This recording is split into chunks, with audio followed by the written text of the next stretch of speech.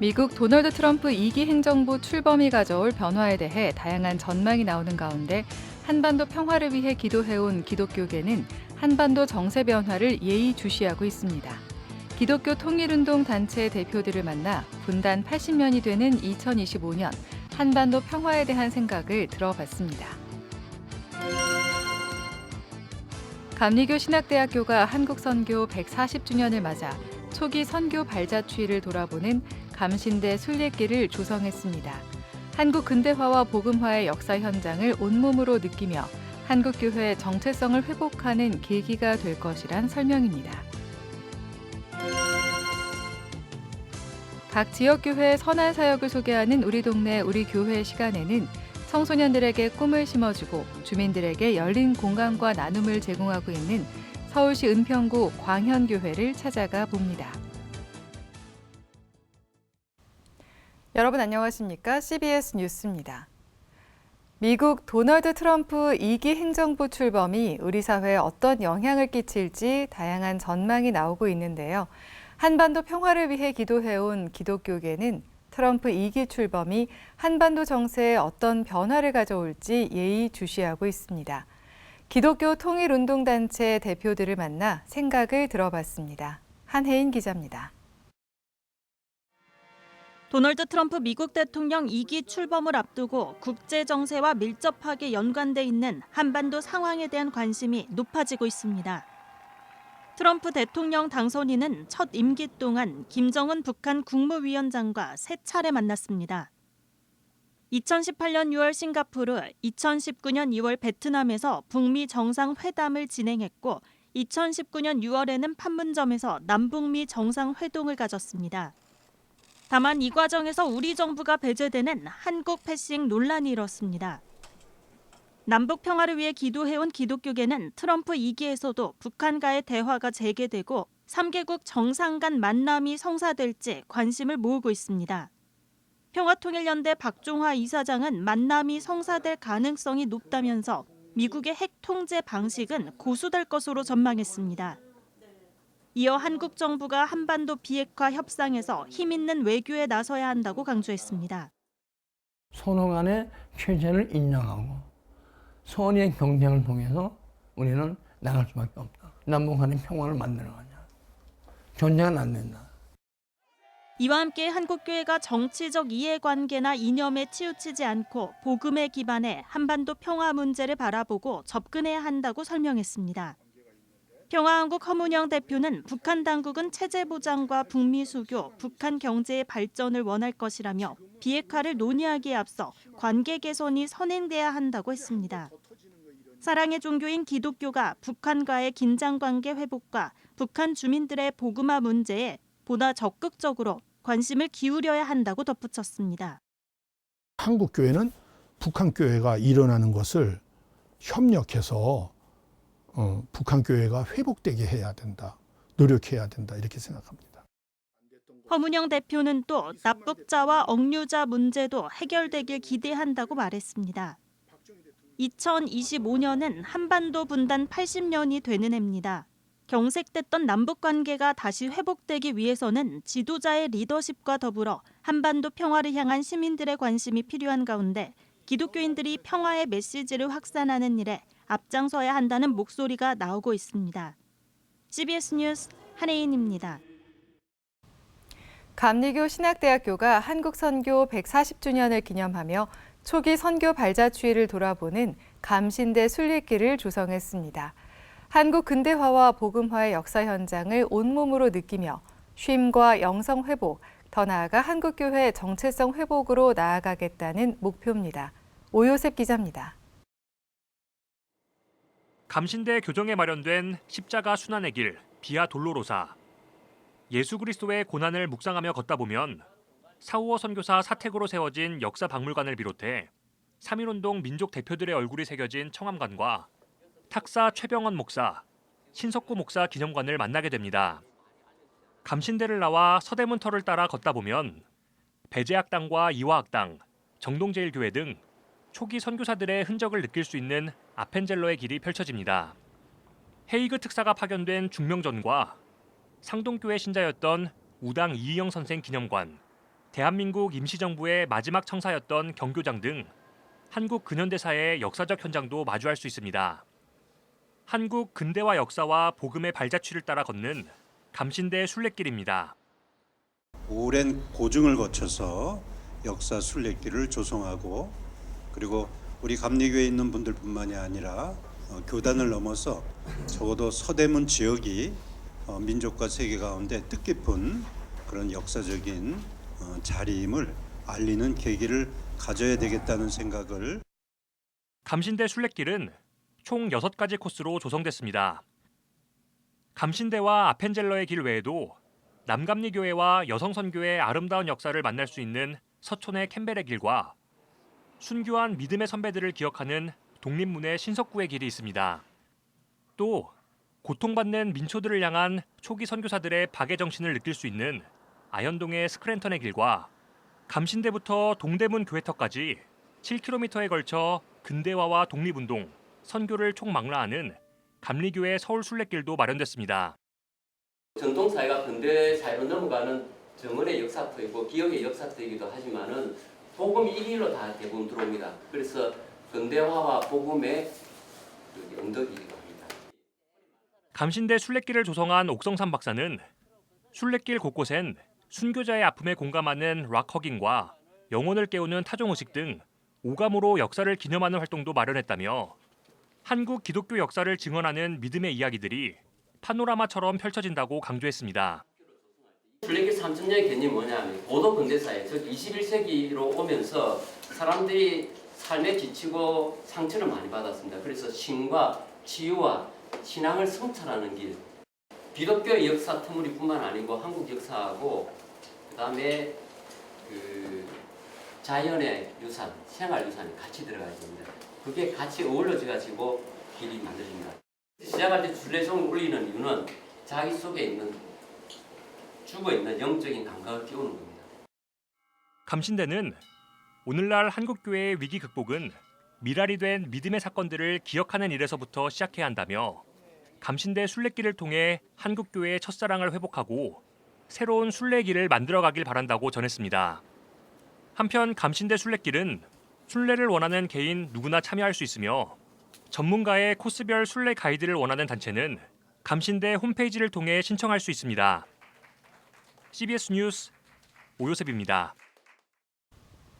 장로회 신학대학교와 소망교회가 코로나19 대응 백서를 발간했습니다.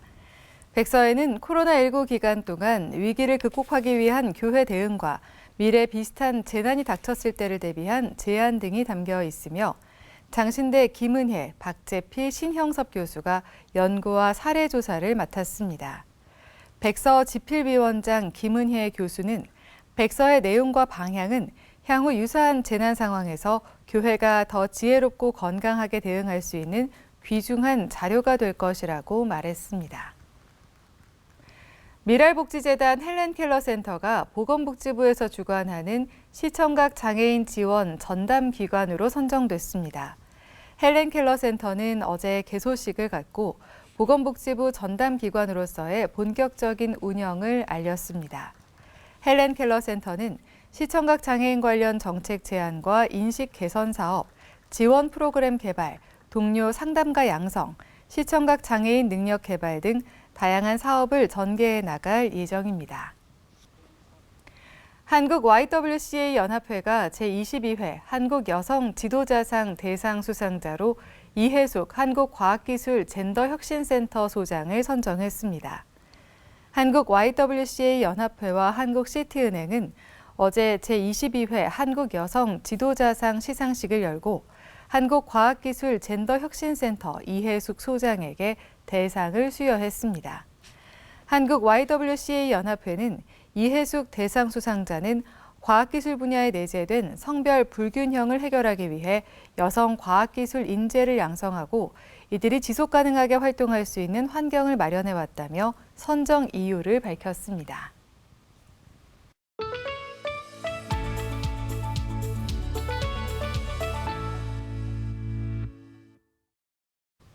각 지역교회의 선한 사역을 소개하는 우리 동네 우리 교회. 오늘은 청소년들에게 꿈을 심어주고 주민들에게 열린 공간과 따뜻한 나눔을 제공하며 새로운 교회의 모습을 보여주고 있는 서울시 은평구 광현교회를 찾아가 봅니다. 최종우 기자입니다. 서울시 은평구 가련동에 자리한 광현교회. 매 주말이면 이곳은 청소년들이 함께 어우러져 생기와 활기로 가득 찹니다. 교회 공간은 예배만을 위한 곳이 아니라 지역 주민들과 청소년을 위한 커뮤니티 허브로 자리 잡고 있습니다. 교회 존재 목적이 저는 이제 선교하는 데 있지만 우리 교회는 이제 마을이 필요로 하는 교회, 그야말로 동네 교회인데 주민들이 필요로 하고 함께 늘 교류하고 친화적인 그런 교회라고 얘기할 수 있겠습니다. 광현교회는 마을의 필요를 채우기 위해 문턱을 없앴습니다.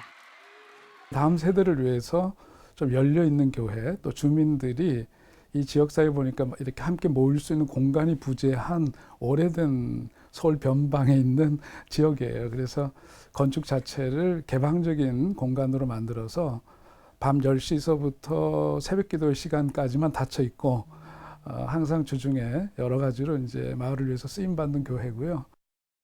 교회가 가장 자랑스럽게 내세우는 사역 가운데 하나는 주빌리 청소년 오케스트라.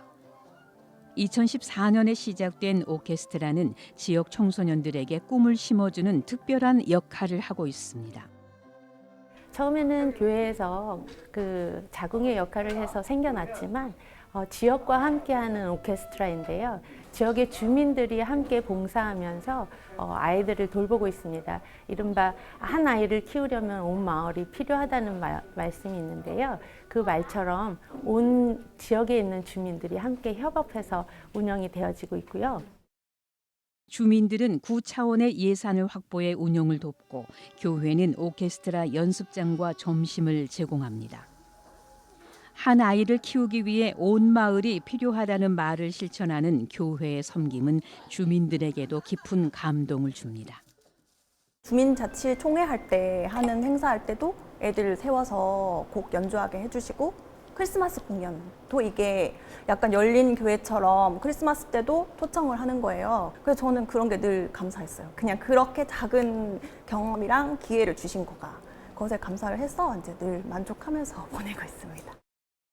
청소년을 향한 교회의 관심은 오케스트라에만 머물지 않습니다. 매주 토요일에 열리는 무지개 학교, 아이들에게 공부와 놀이를 겸한 시간입니다. 특히 풋살은 운동과 협동심을 가르치는 인기 프로그램.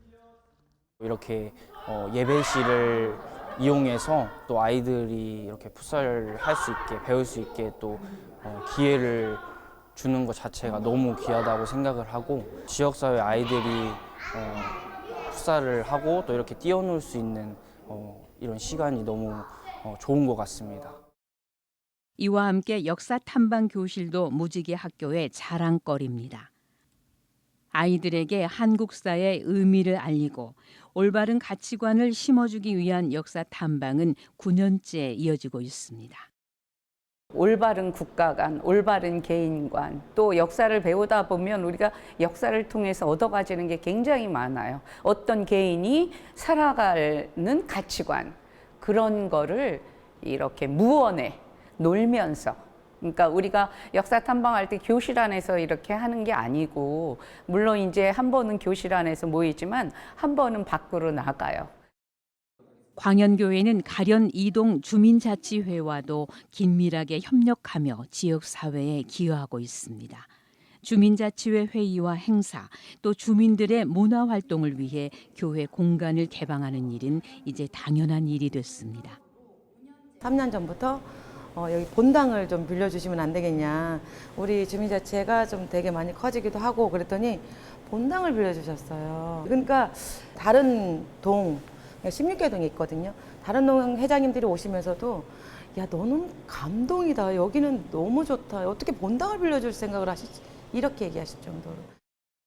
이와 관련해 서호성 목사는 교회가 섬기는 일에 쓰여질 때 거룩한 공간이라고 얘기합니다. 세례를 베풀 때 그것이 수돗물이든 어떤 삼다수든 간에 그것이 하나님의 일을 위해서 구별하여 쓰여질 때 그걸 성수라고 하듯이 교회 공간이라고 하는 것도 예배드릴 때는 거룩한 곳임에 틀림이 없지만 또 예수님께서 하나님이시지만 인간의 몸을 입고 이 땅에 오신 성육신하신 분이신 것처럼 그 교회의 그 공간이 사람들을 위해서 섬기는 일로 쓰여진다면 그거 자체도 거룩한 공간이다. 예수님과 함께 춤을, 이웃에게 사랑을. 광연교회는 예수님과 함께 더불어 살아가는 삶의 기쁨을 다음 세대와 지역 주민들에게 흘려보내며 하나님 나라를 꿈꾸고 있습니다. CBS 뉴스 최종호입니다.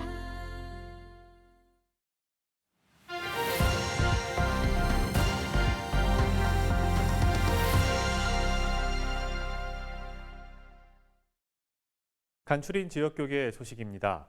연세대학교 연합신학대학원 총동문회가 정기총회를 열고 신임 회장을 선출했습니다. 한국전쟁 당시 경북 경산 지역에서 피난민 구제와 교육 선교에 힘썼던 메노나이트 선교사를 재조명하는 콘퍼런스가 열렸습니다. 연세대학교 연합신학대학원 총동문회가 정기총회를 열고 소명중앙교회 김대성 목사를 새 총동문회장으로 선출했습니다. 현재 한국 교회 상황을 볼 때 모든 단체나 모든 기관이나 다 같이 협력해서 한국 교회 회복과 하나님의 영광과 하나님 나라를 위해서 함께 달려가야 할 시기입니다. 이때 연세 동문회에도 함께 힘을 모두어서 하나님의 영광을 위해서 위대한 역사를 함께 해 나갈 것입니다.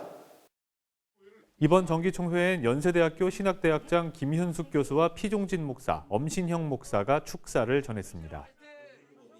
울진군 기독교연합회가 제37회 정기총회를 열고 해뜨는 교회 김창기 목사를 신임 회장으로 월송제일교회 남종율 목사를 수석 부회장으로 추대했습니다. 경산 메노나이트 근대문화유산보존회가 한국전쟁 당시 경산에서 피난민 구제와 교육 사역을 펼친 메노나이트 선교사를 재조명하는 콘퍼런스를 열었습니다.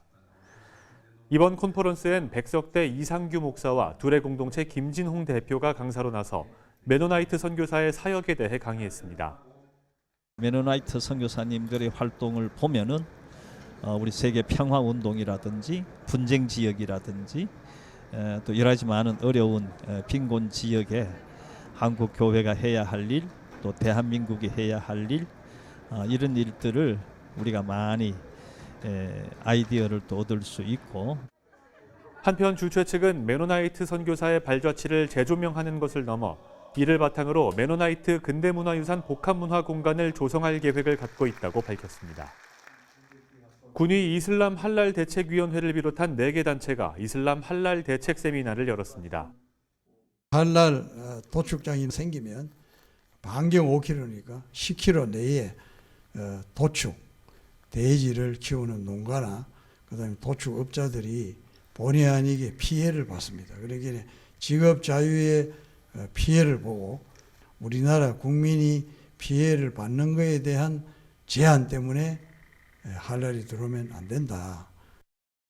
대구시의 할랄 식품밸리 조성에 반발해 진행된 이번 세미나에서 주최 측은 국민 세금으로 특정 종교를 지원하는 것과 재산권을 침해한다는 점 등을 반대 이유로 들었습니다.